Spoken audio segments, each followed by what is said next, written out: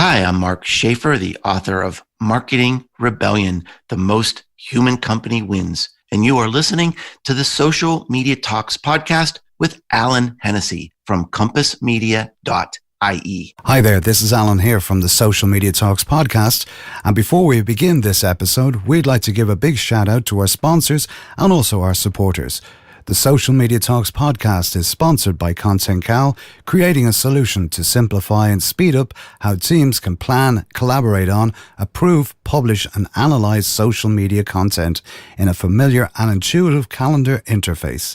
In just 3 years, they have been trusted by over 10,000 businesses and agencies in 110 countries to deliver social media content at scale and have recently won an award for the Content Management Tool of the Year.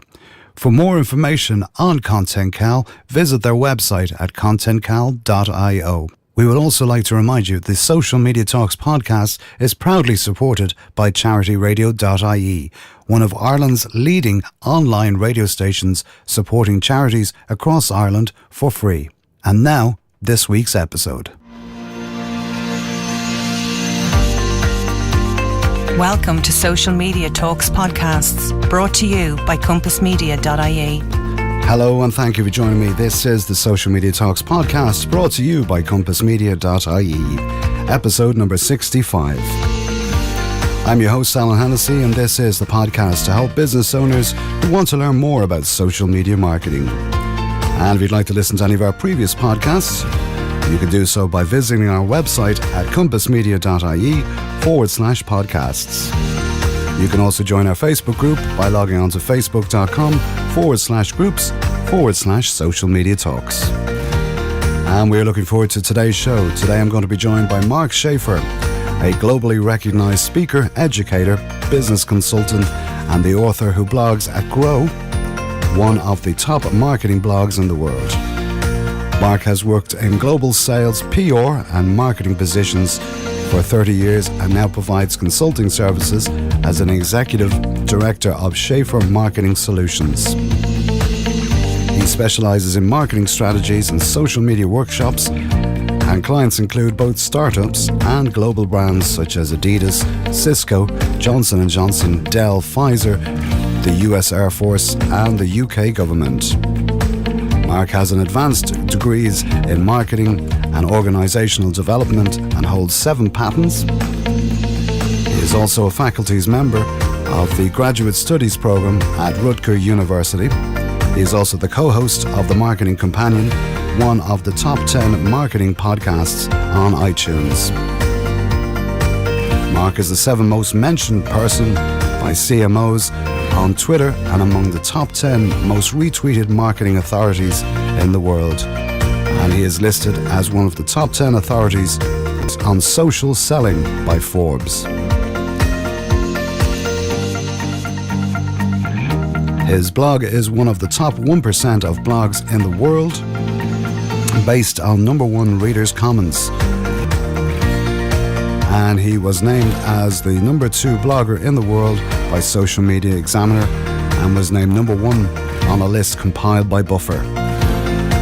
He is one of among the top 10 marketing influencers in the world.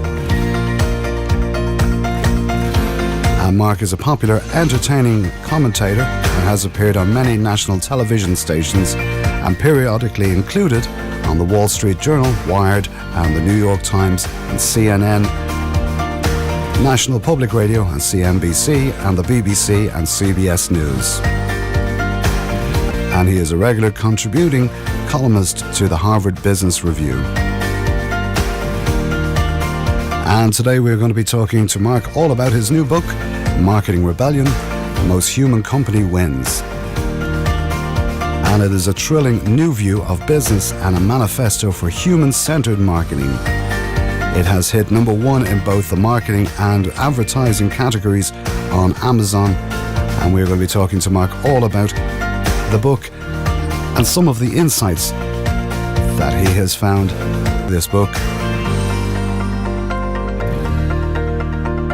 So without further ado, I think we'll transition straight over to the interview with Mark. Hi Mark, how are you? And thanks for joining us today on the Social Media Talk Show. It is an absolute pleasure. I've been looking forward to this, and I've been talking about it on the podcast for the last couple of weeks. So it's an absolute pleasure to have your company here today. Well, it's a delight, Alan. I know we've been connected for a long time, and I've been looking forward to having a conversation with you. Given you a brief introduction at the start of the show, but you might give us a little bit of background for anyone who doesn't know you, but I find that very, very hard to believe at this stage. Well, I think I'm in my heart, I'm a teacher at everything that I do. I teach at a university, but I also look at my blogging and my writing and my speaking as an opportunity to share my ideas and help and teach people. I've written 7 books. I never really had a plan to write books, but I just get curious. And when I see things going on in the world that I don't really understand, I sort of dig in and try to understand it. And usually when I figure it out, it results in something that can help a lot of people. And if it's bigger than a blog post, then I turn it into a book. Brilliant stuff. And of course, today we're going to be talking all about your new book, which is Marketing Rebellion, The Most Human Company Wins. And I love even the title of it. Like when you said you were writing it a couple of, I think it was about, 2 years in the making now at this stage. Yeah. I just was so excited. I've read all of your books and I just found them fascinating. Especially Known as well was one of my favorites.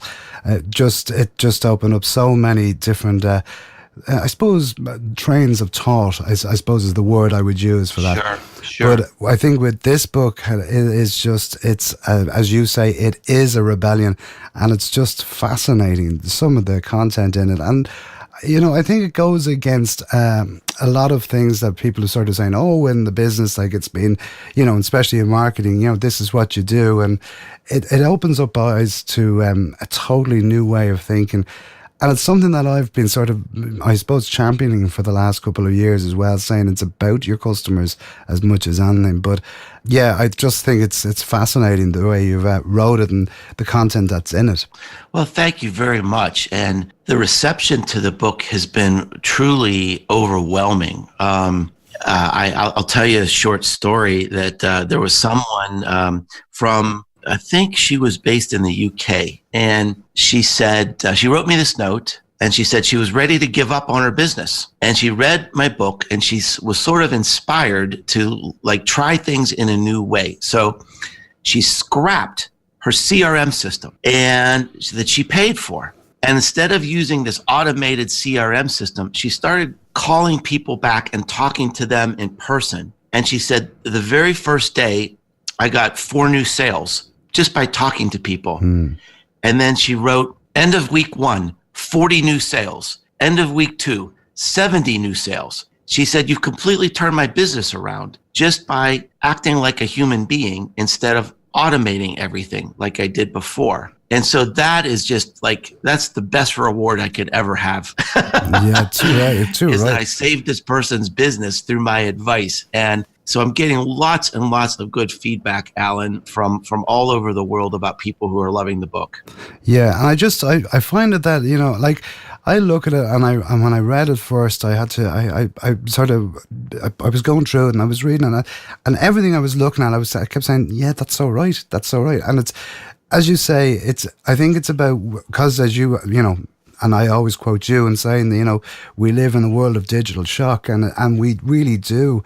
But when you turn it back and you start talking to your customers, I think it changes the whole dynamic of the conversation. And as much social media and digital marketing and promotion and marketing that you can do, I think talking to that customer directly and finding out what it is about them that you can help them with, it just opens up so many new avenues. Well, it is a different way to think about things, because sort of the main premise of the book is that the customer is the marketer. And marketers, we've all been sort of in lockstep doing the things that we've been doing and going to conferences and reading blog posts, and we talk to each other about best practices. And it's sort of become this big echo chamber where we're all sort of comforting each other about what really works. But we haven't looked up and realized that over the last few years, our customers have moved away from us. Their expectations have changed, and there's been a backlash against automation. There's been a backlash even against loyalty, which is, look, a lot of people have been sort of disturbed by some of the things I put in the book.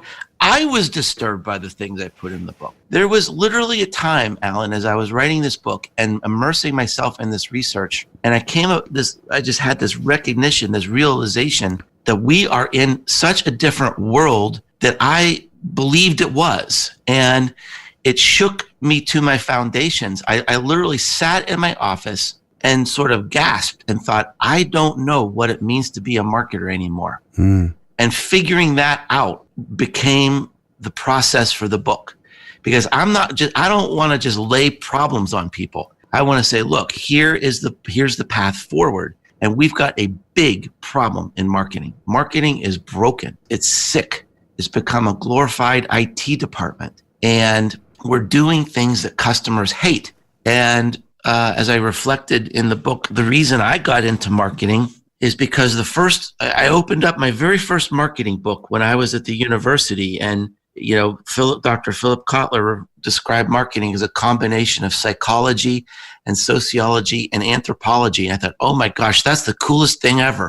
Who wouldn't want to major in that? Marketing is all things human. It's all things human, but nobody thinks that way anymore. But it is, and we can't avoid it. And we need to recapture that truth and recapture that excitement and that energy and that human connection, or we're all going to be lost, because that's what customers demand, and they always win.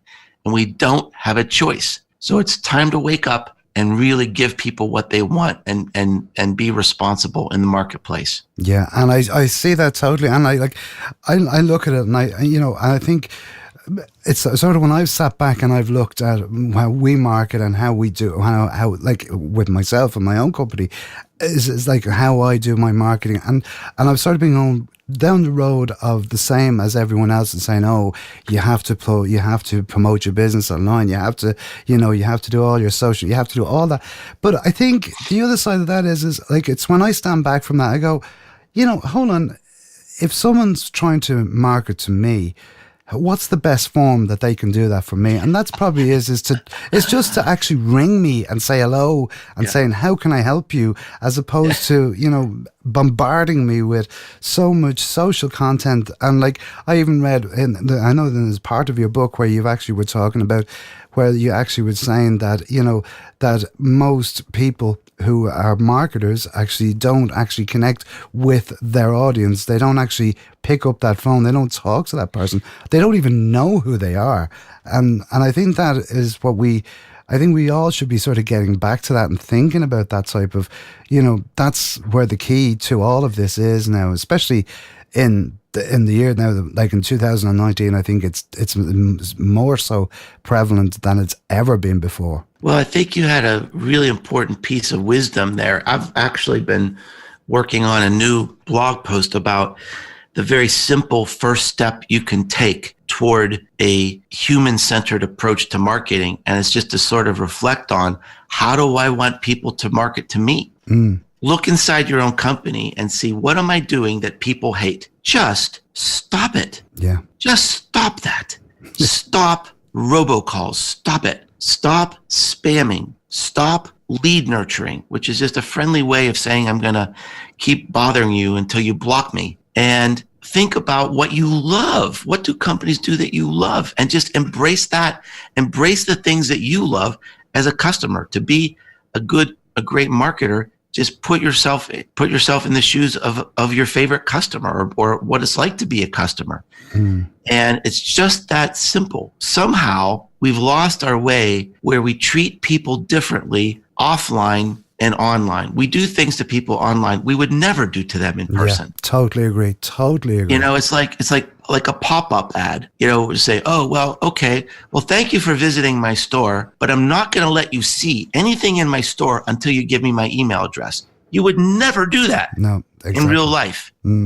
So why has that become a best practice? And by the way, if you run the math on pop-up ads, you're much better off just giving away your content because most of the people aren't even going to connect with you because they don't trust you to give an email address. So just give it to them and ignite that content, set it free.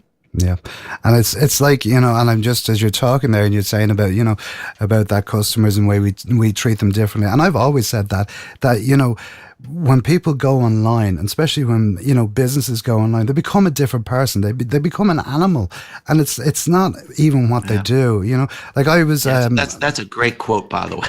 Yeah, they do, but it just changes everything. And I say to them, like, why are you doing that? Because there's no point. You're not making any headway in any shape or form.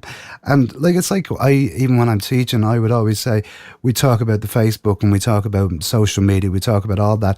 And I say, like, if someone makes a comment or you put out a piece of content and someone answers it back, I says, would you in real life, just if they came up to you and they had that conversation with you, would you just put your thumb up and say, and literally not say a word and just keep putting your thumb up? And I says, you wouldn't. So why are you doing it online? You need to respond. You need to talk to people, because that's how conversations start. I was helping a person in London with some marketing strategy, and I looked at some of their Facebook page and some of the other properties, and people were like engaging with them and asking for help. They were like crying out for information and help. She said, "Oh, well, we just don't have time to respond to them." And it's like, holy cow, where is your head? These are customers are saying, we really want to connect with you. And they're so, it's amazing, really, how broad this sort of sickness is that we've created this own little bubble, disconnected from the real world. That's what marketing has become. And I love marketing. I just can't think of a more interesting profession, a more fun profession. It's endlessly fascinating. And I believe in marketing as a profession, and I love my friends who are marketers. And that's why I'm just so passionate about this book, because you just have to listen to what I have in this book, because that is, it's the truth, and it's time to wake up, and it's time to move forward. Yeah, and I love, like, there's one of the quotes that you use in the book is that you can't own your customer's buyer journey or the sales funnel. You never interrupt, and you earn that invitation. So build that trust is everything in what we do. And I thought it's so true. It's just so true that as you say, you can't buy a customer's journey, because they're the ones that are in that control of, and it's up to you to just earn their trust. It was all one of those ideas and one of those facts that led to this sort of epiphany to me that, oh my gosh, where are we? What are we doing here? And I mean, this idea of the sales funnel, and every single company in the world has a PowerPoint chart somewhere about the sales funnel. Every company in the world is trying to figure out how do we own the customer journey. And this realization that those ideas are gone is stunning. It's stunning to me. It's stunning to many people in marketing and in sales. But again, if you just use common sense and think about your own experience, you choose your journey. There might be a place for advertising. It might make you aware of something new, but people collect their information in millions of different ways, in unique ways. As I was writing the book, Google was coming out with this series of white papers about how there is no customer journey. Even for people searching for the same things on Google, no two people are alike. And they said there is no sales funnel. There is no customer journey. And after hearing this over and over again, I thought, well, look, I'm going to put this in my book. People are not going to like to hear this, but it is the new world. It is part of this third rebellion that I talk about. And I want to be successful, and I want my friends and my readers to be successful. So let's face the truth and figure it out together. Yeah, and I think that, like, the book, it answers a lot of questions, but it also says, it sort of explodes everything that we've been doing for the last number of years. We've just been saying yes when we do this, and this is how we go, and this, and I think I hold my hands up, I would probably be in that same situation. But I think over the last couple of months, I've started to reevaluate it. And after reading the book, it has made me reevaluate it even more that, that we have to change, because if we don't change now, we're just going to be left behind. And if we don't take the customer into consideration and say from their point of view, how can we help you? As you say in the book, I have it written down here, don't be in the customer's community, be part of their community. Isn't that an amazing quote? It's a powerful quote. That was I had the greatest honor, Alan. Fabio Tambosi, who was with Nike and now he's with Adidas, he came and visited me at my home. And that was part of the creative process I used in this book. I have that at the end of the book, where I talk about some of these ideas are just really quite radical. And what I wanted to do is involve just the smartest, brightest people I know. I wanted to talk to them and with open-ended questions and say, what's going on and what do you see and what are the problems with marketing and how do we move forward? And all of those ideas coalesced to help form this really, the scope of the book is vast. There's an idea or an inspiration on every single page. Yeah, I would totally agree.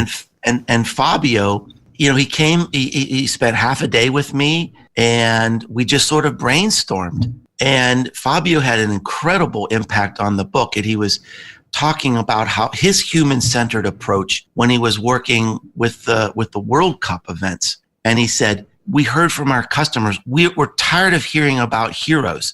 Make us the hero. Yeah. And he just said, wow, they're right. We need to put them at the center of everything. We can't just broadcast into a community.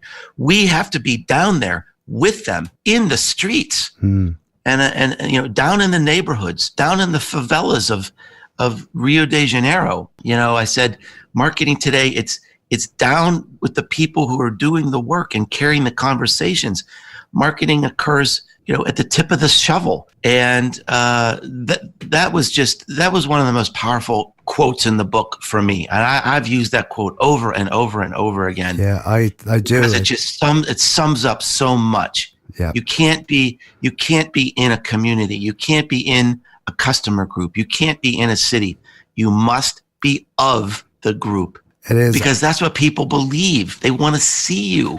They want to trust you. But you've got to be down there with them somehow. And there's so many different case studies that you have wrote about in the book. And the types of, say, American Eagle, who was, that it was and I thought it was a very good point in what was said there about the way they actually employed people that were in that generation, and they understood exactly. And I just thought talk about being of a community, right? Literally. They have teenagers on their executive board and their marketing departments. Yeah. Wow. Yeah. Go for it. I think it's amazing. And the same with the PBR beer as well. And the guy from Fizz, I thought it was great the way he actually, the brand that was of no use or that nobody wanted to drink, he literally just changed the whole dynamics of the way it was marketing and finding out. But yet again, it goes back to the simplicity of, talking to people and understanding what it is that they're doing and finding out why they're doing it. That's the key here, I think. Yeah, I think that the PBR, for people that are listening that may not know what that is, it's an American beer it's generally regarded as like the worst American beer. And it's become absolutely the beer of the millennial generation. Everywhere. It's everywhere. And the reason, one of the big ideas in my book is this idea of belonging. How do you find a group of people and create this space where you make them belong? And that's what Ted Wright did with his company Fizz in this turnaround for PBR, where PBR was just a nothing brand. And when he talked to people who were actually drinking it, he found this young group of people drinking it, And that's exactly why they were drinking it, because it's like anti-establishment. There's no advertising. No one's forced, it's not like all these, Hollywood commercials. They just said, this is a beer that sort of stands for nothing and stands for everything I want to be. And he said, okay, wow, that's what it is. And so that's how they sort of promoted the brand. And there was zero advertising. Zero advertising. It was all building this word of mouth community. And now it's kind of become an institution. Yeah, it is. It's incredible. Like I'm just thinking as we were talking here, my daughter was telling me only a couple of weeks back there that they were out here in Dublin, and they just came across this bar, and it was literally a bar, and wasn't one of the major attractions in Dublin, but it was a bar, and what they done was they had got all of these small little microbreweries to come in, and what they done was they literally just said, here's a 6-pack of beers of glass, like say 6-pack glasses, sit down, try them, see what you like. There was no promoting of it, no marketing. They just happened to come across it, and he says by the end of the night the place was stuffed with people simply. And they weren't, pushing anything out. They were just saying, look, try it and see what you think and if you like it. Yeah. And it converted them into to actually going back to the bar, but also created that whole want of the, of the actual products and stuff. And I just said, that was a really smart idea. No promotion. It was just a pop up and it just happened. And it worked well because there was the other thing, another key idea there is that, it wasn't probably like, it wasn't a celebrity. It wasn't a model. Exactly. It was a real person there that knew stuff about the beer that could have a conversation with you, because people, they don't just buy products today. They buy stories. Yeah. I want to hear who made this beer. Why did they make this beer? What's special about this beer? Yeah. And very, very, very simple. The synaptic connections start to fire. Yeah. It is. It's just that. So it's a beautiful idea.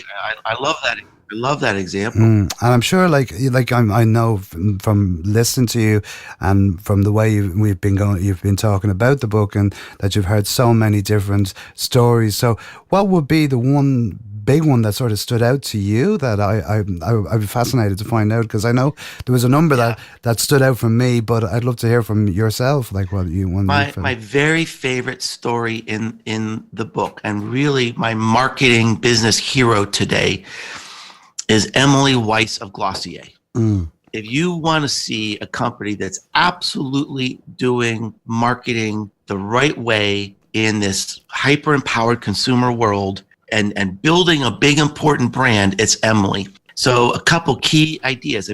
Emily started out as a blogger. So one of the ideas I have in my book is in the past, our businesses and brands were built through an accumulation of advertising impressions. That's how we learned about all these, when you and I were growing up in this world, that's how we kind of heard about brands. But we don't really see advertising like we used to. We go to Netflix and we don't see commercials, and we listen to Spotify, or we listen to podcasts or audiobooks, and we don't hear commercials, and we've got ad blockers on our phones, and even if we see them, we don't believe them, but we do believe people. So the future businesses and brands will be built by human impressions, not advertising impressions. Emily was a blogger. She built an audience.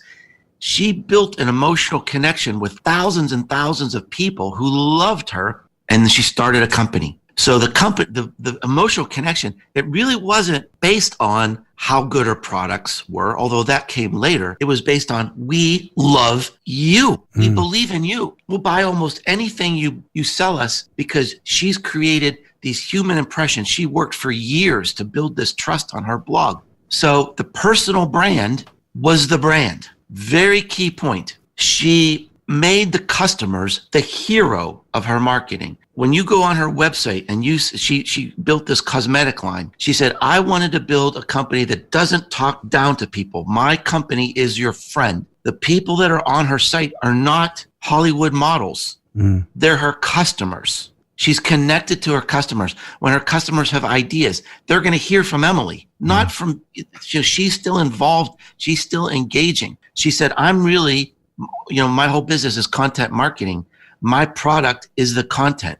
When she sends out the content, she sends all these little extra things that people post online. The products are shipped in this pink bubble wrap that makes a perfect background for Instagram. She posts all these stickers and all these things that you can post, put on your computer. You can, put them on the product. So she said all of her sales are coming from the customers. The customer is the marketer. Yeah. Emily gets it. And that's why she's transforming the cosmetic business. Because think about a company like L'Oreal. It's unapproachable, right?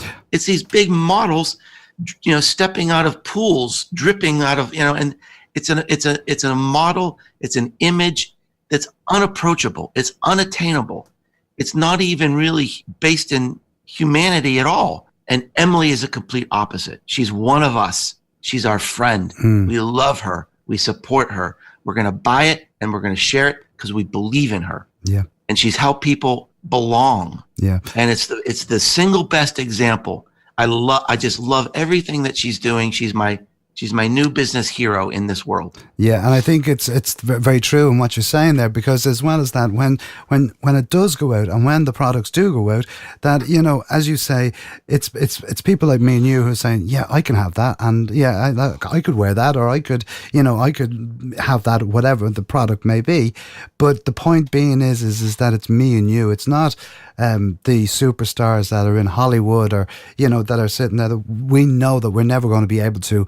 One, probably even afford it, or even to reach that type of thing. So it's as you say, it's not attainable to us. So we feel that with that brand there, she's already doing it because it's me and you she's talking to, and it's me and you that are not exactly me and you. I mean, I'm not buying her makeup. Well, I don't know about that, Mark. Just set the record straight. But I get your point.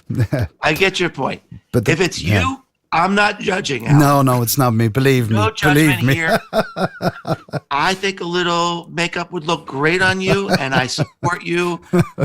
And but anyway, I'm just having fun with you, of course. But I mean, and there's lots of examples like that in the book. But that's the one that really. What stood out for you? What was your favorite? I think the American Eagle was a huge thing. I found that very, just that they were actually so in sync and so tuned in that they had these people that were teenagers, as you say, like literally on that board and just saying, yeah, we're making decisions because we know what people want. We, as opposed to the guy in the corporate office who's sitting there and he's saying, well, we do this and we do that, because it just doesn't work. And I think that is, I thought that was a very good example of the way it was actually put across, with that brand. And that was one of my favorite things.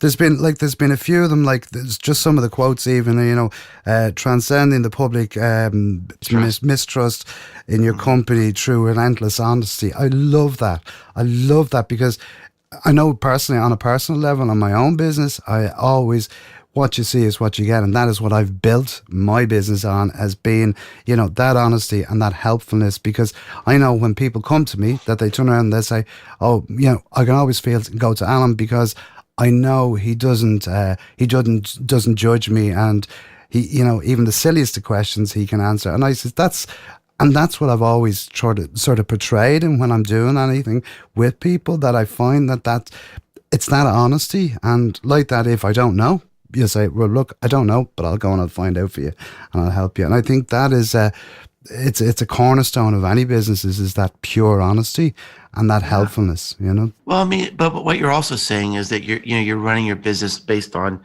your instincts of how you want to be treated. And that's really the idea that's been lost today, is that we're treating people differently on the web than we would online. And people are people. I mean, it's behind every one of those little Twitter avatars or Facebook avatars, there's a real person who might be suffering today, or who might need you in some totally important way. And it's just the worst thing you can do is spam that person on that exact moment of their life. And maybe the best thing you can do is just find some way. And I'm not saying there's not a place for technology, and there's not a place, of course there is, for automation. If it can help us be more human, if it can help us be more accessible and more approachable and more responsive and more interesting. That we need to use technology to tear down barriers between people, not build new barriers that makes it impossible to find, the right customer service person, for example.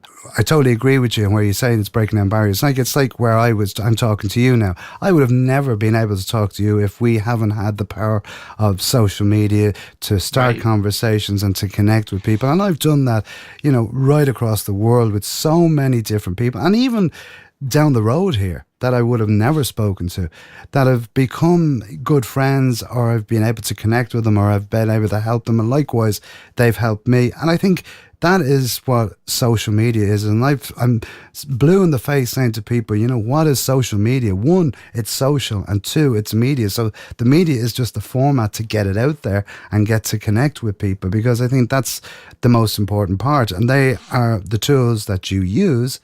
And, it's like you're talking there about being honest and being truthful and coming from that point of view. I have had conversations with people who've said, oh, look, I see you're doing the podcast and you're talking to all these, these digital marketers from around the world. Oh, we're no use. And I always say, you never forget where you've come from.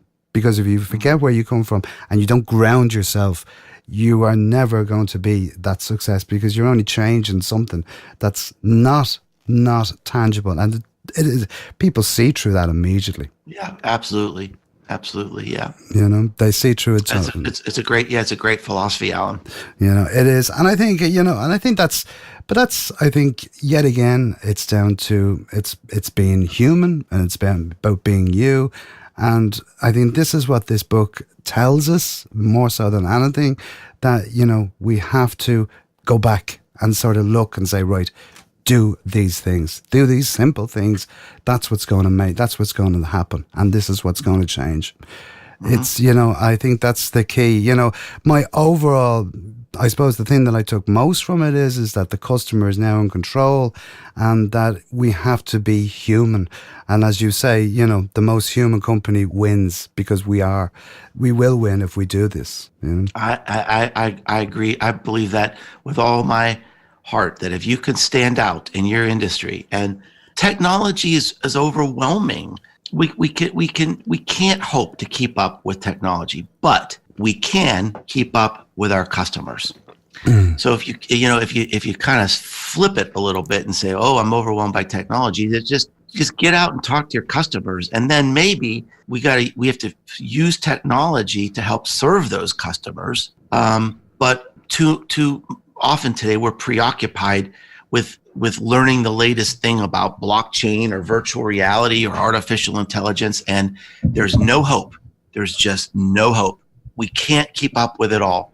Yeah. So I think the better focus is the very human, constant needs of our customers. What do they really need from us in their lives? Focus on those needs, and then have the technology follow if it's appropriate. Yeah, use the technology as a tool just to help you to enhance that relationship and help you to enhance that, that connection. That it's not a billboard that you're going to say, you have to do this, or you have to buy, because as you say yourself earlier on, people don't buy into that anymore. They just don't. They just go, sorry, good luck. And they switch you off quicker than, so you've wasted time and effort if you are trying to do this, because you're just losing your customers. You're not actually, increasing them unless you start talking to them. And I think when you do start talking, that it opens up so many different conversations and so many different avenues that you can explore with them as opposed to for them. Mm-hmm. So yeah, well, thanks for that, Alan. Yeah, I'm really glad that the book had such a great impact on you. That means a lot. Yeah, it has, Mark, really has. I could sit here and talk to you all day about this, because it's fascinating, and I just can't tell people enough to go out. Like everywhere I'm going now, I think I've become your biggest advocate for it in Ireland at this stage, as I just keep saying, buy this book. This is the book you need to be reading. And I've referenced it in so many even of the podcast here as well, because it's so profound. It just cuts through the crap. and just says, Oh, this is what it is, you know what I mean? And I think that is probably the key to it. And it's probably one of the best books that I've read in a very long time, since your last one. Let's just put it that way. I have to put that in there, I suppose. But so it is available. It's available everywhere on Amazon. It's available in your local bookstore. Just go and have a look at it. The name of the book is Marketing Rebellion: The Most Human Company Wins. I think it's fantastic. Mark, I ask my guests at the end of every show one simple question, and it's not related to the book, or it's not related to anything of business. And the question I always pose is, if you had the chance to invite someone to dinner, whether it be past or present, who would it be and why? Well, there's tons of possibilities in terms of historical figures that I admire, but one person I'd probably that comes to mind is when I was in graduate school, I got to study under a very amazing guy named Peter Drucker. He is the father of the management practice. He's one of the most famous business consultants and authors in the world. And I got to study under him for 3 years. And he was just the greatest man. And there's not a single day that goes by in my professional life where I don't hear his voice in my head telling me something. And I think it would be really wonderful to have a dinner with him, because he was just such a nice guy, such a great storyteller, and just to thank him. He died probably about 8 or 9 years ago now. And I'd just like to thank him and tell him what an impact he's had on my life. Wow. Fantastic. I've heard you talk about him before, and I keep saying I must go and have a look and just do a little bit of If you read one book, it's not his most famous book, but there's a book called Entrepreneur and Innovation that he wrote in the 80s that basically predicted the gig economy that we have today, and talks about how to sort of make innovation at the heart of your company. And it's like it should be a blueprint for every company. It's just that good, and it's still that relevant today. Fabulous. Final words. What would be your your 2 biggest tips for people who are in business, whether it be small and medium sized businesses, the larger consortiums and stuff like that? What would be your 2 pieces of advice that you would give them as a final note? Well, as I say in my book, and as I say in everything that I do, I mean, there's no cookie cutter answer for everything. There's lots of exceptions, but I think the thing that I would say is that so much of the advice today is me centric. It's about creating your story and the arc of your story, and starting with your why. And what I would encourage people to do is look at, it's really not about you. Nobody really cares, to be honest with you. It's about them. It's about your customers. It's not about your story. It's about their story. It's not about your why. It's about their why. And if you understand that and put that at the heart of your marketing, you will begin to transcend your competitors, I think, with something like that. Then the other thing I would say is implement something that we talked about today, is just start with reflecting on what you love. Stop doing, if you're doing things that customers hate, stop it. Think about your favorite companies and what makes them the favorite, and why you feel that emotional connection to them. And just sort of reflect on why you love being a customer, and then move that to your customers. Think about, how do you move that wisdom and move that connection to your customers. And I think it's really that simple to start creating a human-centered marketing approach for your company. Wow, that's fantastic. Really, really strong advice there. Mark, how can people reach out to you if they want to get in contact with you? You can find everything about me at businessesgrow.com. You can find my blog, my podcast, my books, and lots of free and interesting resources there. Super stuff. Mark, it's been an absolute pleasure talking to you here today on the podcast, and we'll have to get you back on soon as well. But yes, it's been an absolute pleasure and a delight, and we wish you continued success, and we should talk to you soon. So thanks for joining us today on the podcast. Thank you so much, Alan. Talk to you soon. Bye-bye.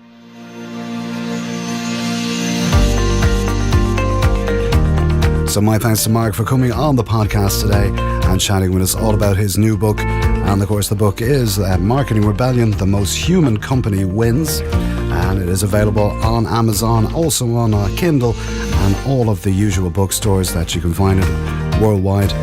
And if you have not read it, I would definitely say to you, please do get a copy of it. It will change the way you do marketing. And it'll give you such amazing insights as well. I highly recommend the book. So as I said, my thanks to Mark. If you want to find out more information about Mark, you can log on to his website, businessgrows.com. And you can also follow him on all of the usual social media platforms as well. So once again, my thanks to Mark for taking time out and coming and talking with us today. And if you'd like to listen to any of our previous podcasts, you can log on to our website at compassmedia.ie/podcasts. And all of the podcasts are also available on Mixcloud, Stitcher Radio, Google Play, Spotify, and Apple Podcasts. And we will be delighted if you would leave us a rating and review on Apple Podcasts, as we are always thrilled to receive your feedback on the programs here. You can also subscribe to the Social Media Talks podcast so you never miss an episode there as well.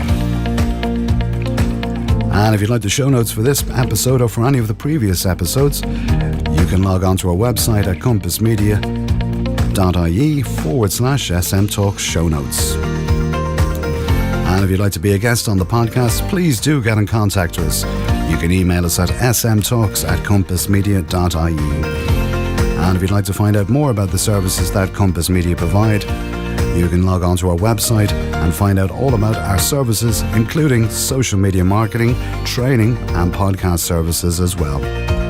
You can also reach out to me and connect with me on Twitter, Facebook, Instagram, and LinkedIn. All you have to do is search for either Alan Hennessy or for Compass Media. That's about it for today. Until the next time we see you, have a great week. I've been Alan Hennessy from Compass Media for the Social Media Talks podcast. So until next week, at the same time, bye-bye. And as I always say, be social. Until the next time, bye-bye.